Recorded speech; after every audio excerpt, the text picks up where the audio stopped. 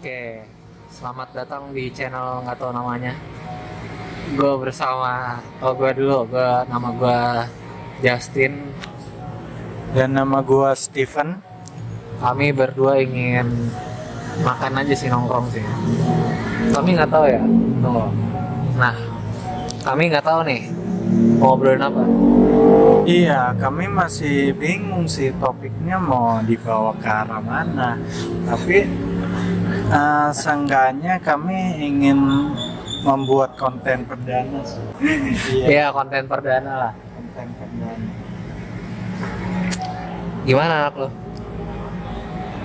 Gua ngampus ya. Anak lo? Gua belum punya anak, Pak. Oh, belum punya anak. Belum punya anak. Udah ini umur berapa? Angka 2 ya? Kepala 2 ya? Masih kuliah gua, Pak. Pegang lah. Lo pegang lah. Masih, jadi gua di sini masih kuliah ya, sambil bisnis juga sih sampingan. Kalau lu gimana? Lo bisnis apa? Gua ya bisnis kayak online, kayak jual-jual obat herbal gitu untuk peninggi badan. Kalau lu kesibukan lu selain kuliah ngapain? Gue sih nggak tahu, gue kuliah juga. Sama kayak lo, kita sama ya, kita sama-sama kuliah. Sama-sama Iya, kuliah. sama-sama kuliah. Cuman gue mau magang nih. Oh, mau magang. Iya, Udah semester berapa? gue semester 5 mau ke 6, berarti Februari resmi 6 lo. Gua masih semester 4 sih. Masih panjang lah untuk magang. Sepanjang apa tuh? Sepanjang jalan kenangan. Ya apa? Makanannya udah datang. Apa? Ini aja.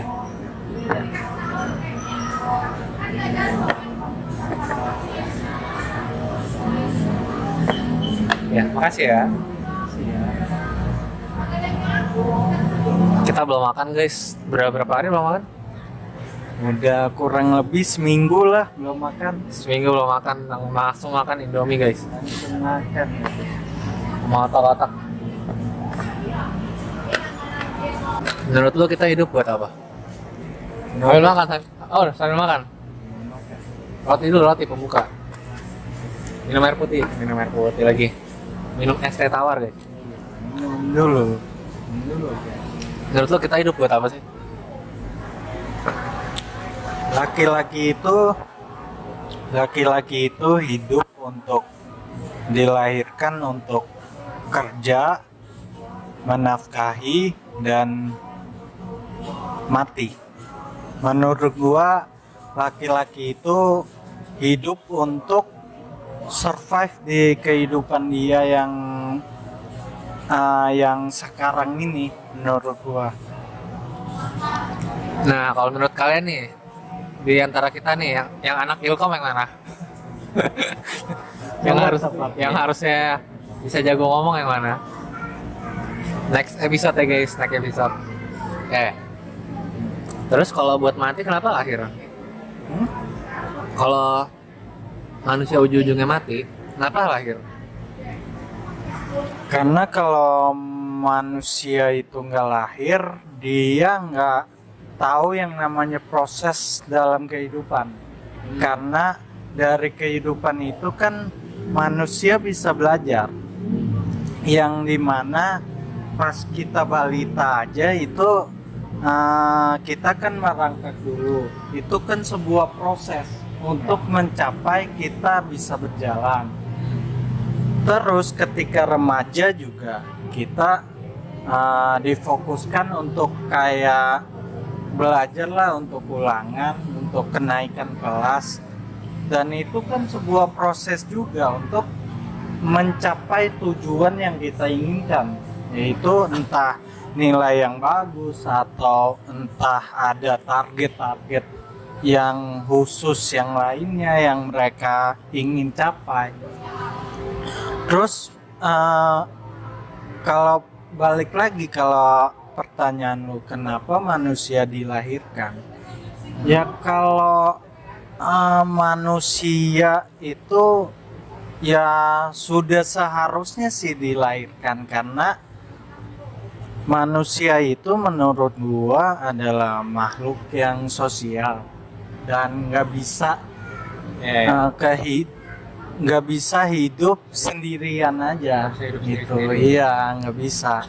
Jadi manusia itu kan butuh sosok manusia lainnya, entah Iya, itu iya. pasangan, entah itu teman, entah itu orang tua atau siapapun juga. Ya menurut gua sih itu balik lagi. Kalau menurut tuh kenapa manusia dilahirkan ke dunia ini? Mungkin secara filsafat, secara teologis gue nggak tahu deh manusia lahir buat apa. Gue kurang mendalami ilmu ya guys, ilmu keagamaan. Tapi kalau secara gue pribadi ya, sama kurang lebih kayak Steven. Manusia tuh lahir ke bumi, dan tentunya manusia-manusia yang lahir ini mereka udah pilihan kan beribu-ribu apa Itu manusia. zat-zat yang ada di dalam tubuh manusia kan, jadi proses pembuahan dong. Pastinya manusia yang lahir itu manusia-manusia yang pilihan, manusia-manusia yang ingin survive buat hidup. Kayak ini bagus, ini sebenarnya gue baru kepikirannya topik kelahiran manusia Iya. sebagai kelahiran channel kita aja. Anjay.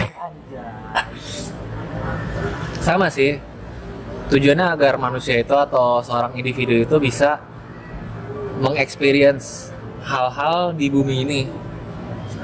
Kan kalau secara agama kan Tuhan udah siapin dong sumber daya alam yang melimpah. Selanjutnya tinggal gimana manusia bisa ngelola sumber daya alam itu. Mereka juga bisa dikasih kebebasan, itu poinnya sih. Manusia hidup buat kebebasan. Kebebasan mereka mau melakukan apa aja, mau makan ini nih, makan roti bakar nih, mau seluncur, atau mungkin mereka mau ngejar cita-cita. Sebenarnya lebih ke proses ya, experience-nya.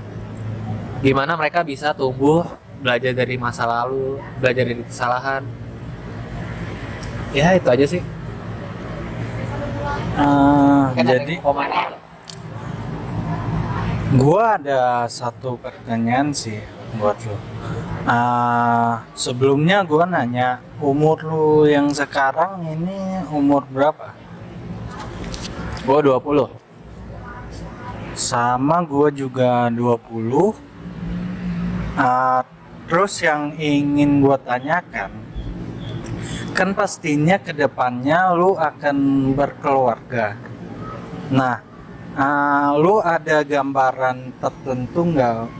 Lu mau punya keluarga yang misalnya yang harmonis, atau yang berkecukupan, atau yang pokoknya sedang-sedang aja tapi bisa survive gitu melewati hidup-hidup yang semakin berat ya.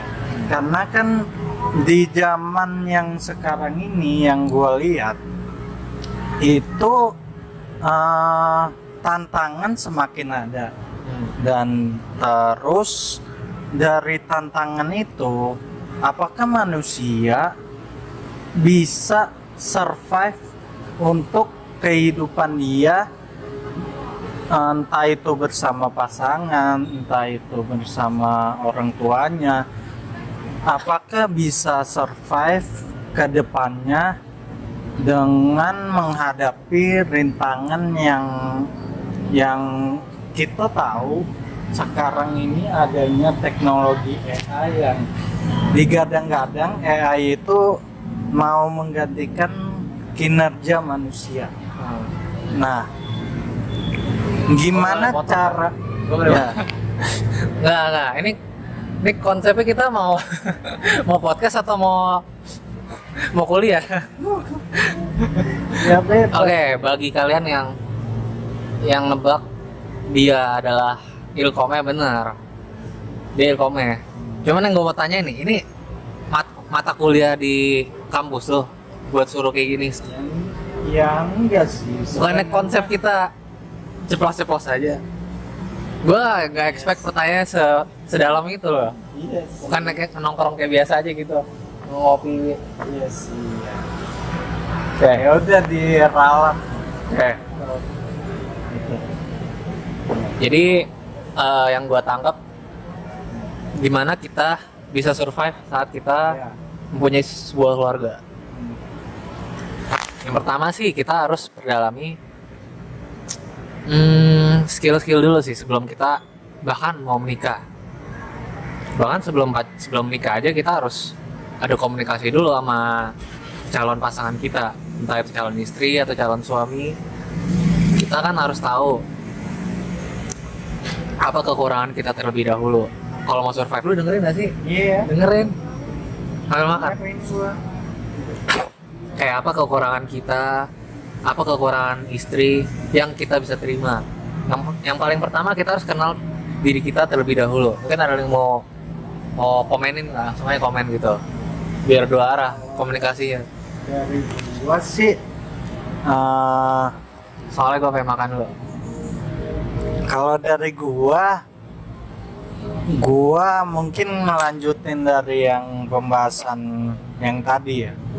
Kalau dari menurut gua manusia itu sebenarnya bisa aja survive untuk keluarganya karena toh dari dulu, dari sebelum manusia diciptakan itu kan sudah ada manusia-manusia purba yang dimana dia juga memiliki keluarga yang sama seperti kita. Cuman bedanya kalau kita kan nggak berburu kayak mereka, tapi mereka kan berburu untuk bertahan hidup, untuk survive. Sama seperti kita juga kalau sudah memiliki istri atau anak, kita seharusnya membuat sebuah motivasi gitu untuk survive. Kalau dapat warisan dari orang tua yang super kaya, Kalau dapat warisan pun ya menurut gua warisan itu bisa habis, bisa kapan aja diambil sama Tuhan. Kalau kita nggak mengelolanya dengan baik, warisan itu akan ya hilang aja.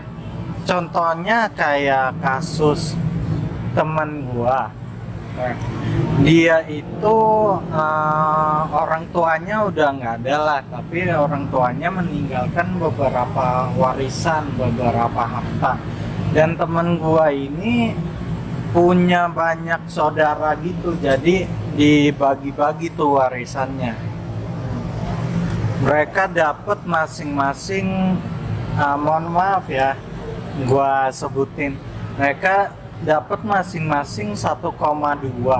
1,2 itu kalau mereka pikirannya masih ke foya-foya atau senang-senang, terus nggak mikirin masih mau kerja atau gimana, ya warisan itu perlahan-lahan akan habis juga, guys. ini lo nggak apa-apa sebutin nominal. Nggak apa-apa sih. Udah izin belum lo? Udah izin, santai aja. Jadi ya kurang lebihnya itu aja sih dari gua, guys. Mungkin lu ada yang mau dilanjutin? Ini lo makan dulu makanan lo. Kita nahan lapar guys, dari guys. Kelaparan. Menurut gue benar kata-kata dia. Kalau dikasih misalnya, gue ngikutin dulu aja ya data lo ya, 1,2 M nih misalnya. Lo masing-masing kan, masing-masing dari saudara kan. Dan salah satunya lo dapat 1,2 M. Nah itu tentang gimana lo ngelola duit itu sih. Ini kok jadi bahas duit ya? Udah gak apa-apa. Kayak gimana kita bisa ngubah 1,2 M itu mungkin jadi berkali-kali lipat. Tapi nggak dengan cara judi juga ya. Mungkin investasi, mungkin bikin toko kalau kayak gue Cina gitu kan, atau enggak Mungkin dengan cara invest di saham atau di emas yang dalam jangka panjang itu terus menaik. Nggak harus saham lo. Lu buka usaha aja. Iya. Lu dengan duit yang sebesar itu, lu harusnya bisa kelola dengan ya sebaik mungkin lah. Entah lu bikin usaha atau lu invest di mana, karena dari beberapa sumber gua baca itu kalau orang kaya juga misalnya dia punya duit nganggur sekian, misalnya let's say 500 juta, itu juga mereka pasti invest, entah itu di saham atau emas atau kripto atau bitcoin yang sekarang aja harganya udah gila-gilaan dibanding tahun-tahun sebelumnya gitu. Jadi lanjut si JK. Tapi menurut gua saham kripto itu kadang beberapa tuh beresiko banget. Kalau buat diinvestasiin ya. Menurut gua sih kalau lu nggak bisa mendalami banget hal-hal kayak gitu sih sebaiknya jangan sih. Takutnya nanti lu sendiri yang bangkrut. Kayak lu udah dapat warisan kan, terus dipakein saham lu gak ngerti ya. Itu zong sih nanti sih. Tapi ngomongin saham, lo tau saham apa aja? Atau lo pernah nyoba? Sorry. Sebelumnya mengenai saham, gua jujur cuman kayak nabung aja sih di reksadana gitu, di aplikasi bibit sih tentunya. Emang boleh nyebut nama? Mau di blur? Mau di blur aja. Ya, ngomongin saham. Kan kita masih pemula, nggak apa-apa. Iya, siap paham. Ngomongin tadi, keluarga. Menurut lo tipe edukasi apa sih yang lo bisa terapin ke anak lo kalau misalnya udah punya anak? Edukasi sih penting ya untuk kita yang udah memiliki anak. Contoh kan contohnya yang misalnya yang udah gitu. Edukasinya itu seperti contoh, let's say lu misalnya melakukan kayak perbuatan yang kurang mengenakan, tapi lu jangan lakuin itu di depan anak lu, karena suatu saat anak lu pasti ngikutin lu gitu. Contohnya itu kayak misalnya lu lagi nonton bola, terus tim favorit lu itu misalnya kalah, terus kan lu pasti berkata-kata kasar dong. Kenapa sih tim gua begini, nggak ada perkembangannya gitu. Tim favorit lo apa? Tim favorit gua jelas King Madrid. Oh, bukan MU. Bukan MU. Kenapa sama MU? Karena gua nggak suka aja MU, karena dia melupakan legenda yang udah menaikkan nama klub dia gitu. Tim Ronaldo deh guys. Iya. Ya gue sebenarnya kalau LG sih buat parenting lah. Yang penting lo kebiasaan buruk lo lu habisin semuanya, lu hilangin. Kalau bisa hilangin ya, kurangin juga semua hal yang buruk dari dalam diri lo, ataupun mungkin yang kebawa pasangan juga harus ikut serta kan buat apa? Buat ikut bantu. Kan kalian berdua kalau pasangan suami sama istri sama-sama bekerja sama buat sorry gua potong. Kayaknya ini punya gua. Gua ada telur ya, lu nggak ada. Gua ada telur, gua mesen. Mana telur lu? Gua pesen telur juga. Oh iya ini. Kan nggak jelas kan. Tapi gue mesen setengah mateng. Ya punya gua nggak punya gua mateng. Nih. Oh, mateng guys. Yang ini nggak mateng. Ini juga mateng guys. Setengah mateng itu. Setengah mateng. Emang ya? Udah dapat kompensasi kali. Oke. Ini mau makan dulu nih. Kan dulu lah. Udahan nih. Dari gua sih mungkin pembahasan kita yang tadi ya mungkin edukasi untuk anak kita itu perlu supaya anak kita itu tidak melakukan hal-hal ya apa yang kita perbuat. Misalnya contoh anak kita nakal, nah terus pasti kan kita omelin kan?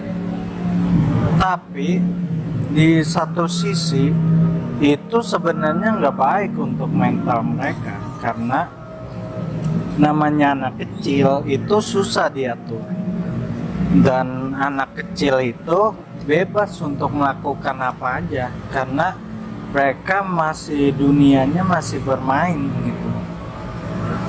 Sorry potong. Bener-bener. Poinnya sih yang penting dikasih kebebasan ya. Iya. Jangan apa-apa tuh. Nggak boleh. Iya. Dan untuk ketegasan mungkin gue ada perselisihan pikiran. Kalau lu ngomelin anak lu tuh sebenarnya buat gue sah-sah aja, asal lu menjaga nada omongan lu, nggak ngebentak. Iya benar. That's the point. Benar.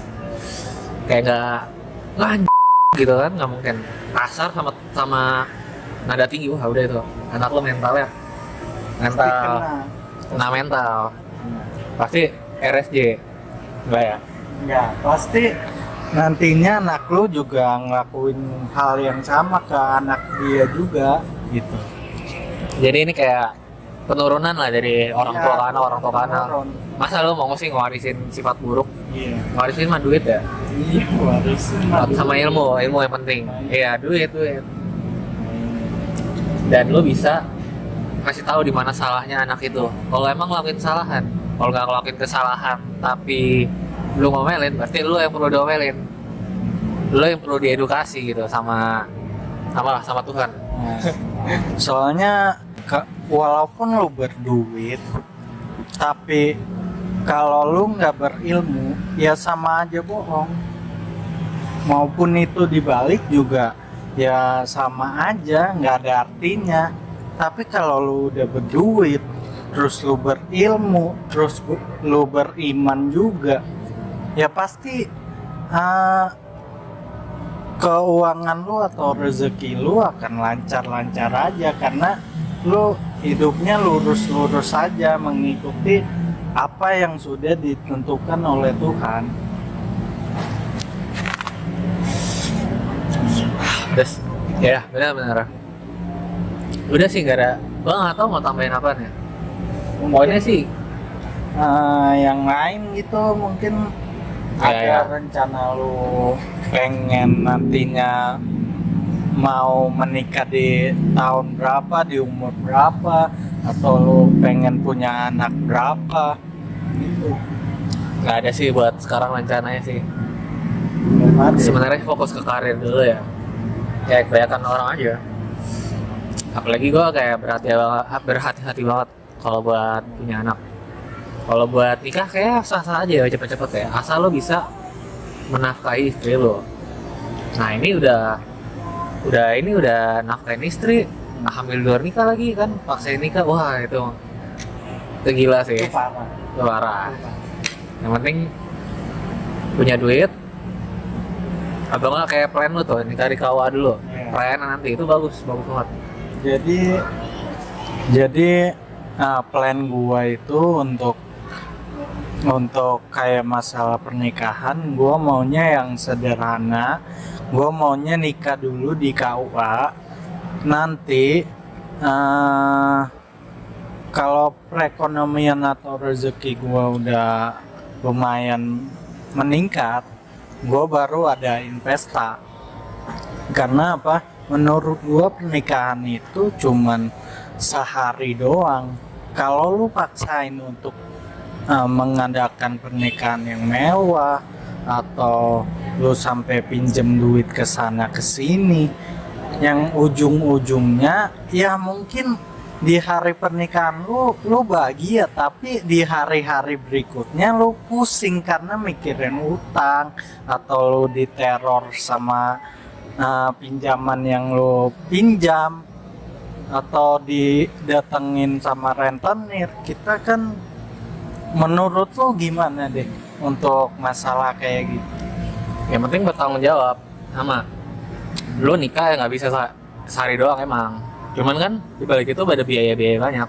Iya. Lu harus pikirin mateng dulu sebelum lu memutuskan untuk sesuatu, termasuk nikah di kawah juga sebenarnya pikiran mateng-mateng. Walaupun emang gratis ya, Seharusnya di hari-hari tertentu sih gratis, cuman di hari kerja itu ada biaya admin kali mungkin. kayak asumsi lu nikah gratis, nikah di kawah, langsung gabung NPWP suami istri. Nah, tapi kan sebelum itu ada, walaupun keuangan gak jadi masalah ya, ada sebuah isu, yaitu sifat kalian cocok atau enggak lu sama pasangan. Lu bisa nggak bersanding dengan pikiran dia, istri lu. Misalnya gua punya istri lu yang berbeda pendapat sama lu, berbeda latar belakang, mungkin latar budaya, latar lokasi, mungkin cara didikannya berbeda sama yang orang tua lu. Sama yang orang tua lu ini, orang tua lu ajarin. Semuanya tuh berbeda dengan pasangan lo. Jadi gimana lo sama pasangan bisa berkompromi dan tahu gimana cara mereka bisa berkomunikasi dan saling menerima kesalahan satu sama lain, kesalahan, sifat buruk satu sama lain. Udah sih. Gue menambahkan mungkin dari yang JK omongin, kalau dari gue sendiri, gue itu kalau dalam berpasangan, apalagi sekarang gue punya pasangan yang dimana itu semuanya gue omongin dulu, mau itu dari jauh-jauh hari mungkin. Jadi pas hari H kita melakukan hal itu, kita udah konsekuen nih untuk melakukan ini. Jadi nggak pas hari H kita nggak bingung, kita masih berselisih paham. Kan hal kayak gitu sebenarnya bisa dicegah dengan komunikasi kita yang intens terhadap pasangan itu. Itu sih dari gue. Komunikasi hubungan.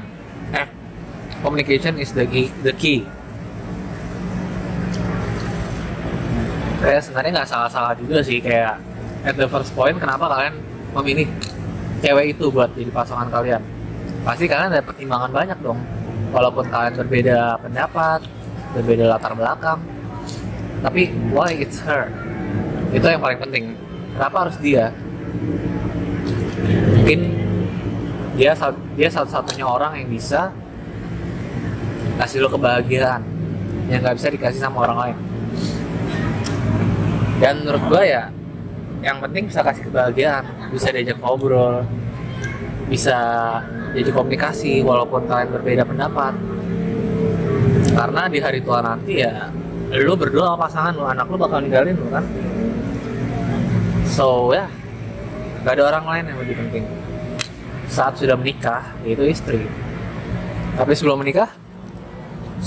menikah ya kita berhak aja sih untuk kayak memilih dalam berpasangan. Tapi kalau kita sudah menemukan sosok pasangan yang ideal untuk kita, apalagi bisa menerima sifat baik dan buruknya kita, atau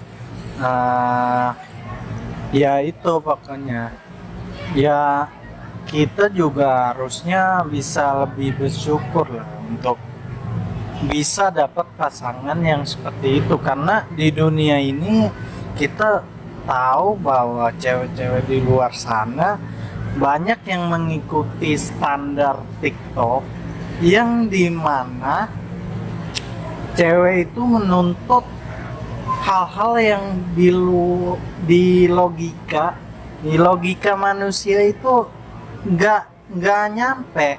Jadi menurut gue standar TikTok itu nggak bisa jadi patokan dalam kita berhubungan. Contoh standar TikTok apa? Contoh standar TikTok yang viral belakangan ini yang katanya jauhin dari postingan mas-mas yang sayang sama ibunya. Oh iya. Nah, iya, kan ada. Nah, menurut gua kalau mas-mas sayang ibunya itu justru bagus. Karena apa? Kalau lu udah jadi istrinya dia, terus lu punya anak, lu juga akan jadi ibu. Kalau lu ngikutin standar itu, ya lu mau nanti anak lu melakukan hal yang sama. Yang sepertinya hal itu ya kurang bagus sih untuk berpasangan. Bener. Itu goblok banget sih. Oh, standar-standar kayak gitu tuh. Apa ya? Masa lu harus jauhin cowok yang sayang sama ibunya? Iya, sayang sama ibunya. Ya itu kan udah kewajiban seorang anak laki-laki kan. Anak perempuan juga wajib kan. Iya. Orang ayah sama ibu. Sama satu lagi apa ya? Standar TikTok tuh kalau apa? Jangan pacarin cowok yang apa? Apa sih gue lupa anjir. Gue ngoblengnya. Jangan pacarin cowok yang misalnya Jangan pacarin cowok yang punya temen cewek. Oh, iya. kalau banyak temen cewek sih menurut gue sesuai konteks dulu ya apa ya. Mungkin bisa aja dia emang OSIS mungkin anak ceweknya banyak teman-temannya. Itu kayak itu nggak satu statement TikTok itu lu nggak bisa jadiin patokan buat semua cowok. Iya, benar. Kalau lu nggak boleh cowok sama temenan sama cewek, kalau misalnya lu kuliah akuntansi gimana? Kuliah akuntansi dominannya cewek. Baru kenyang gua. Jadi gue melanjutkan dari pembahasan yang tadi. Itu seharusnya cewek-cewek kan tahu kalau dunia ini semakin kejam dan semakin ramai orang jahat di luar sana. Jadi sekian aja untuk pembahasan podcast kita pada malam hari ini. Terima kasih telah menonton guys, dan see you. Perlu banget tangannya. Ya.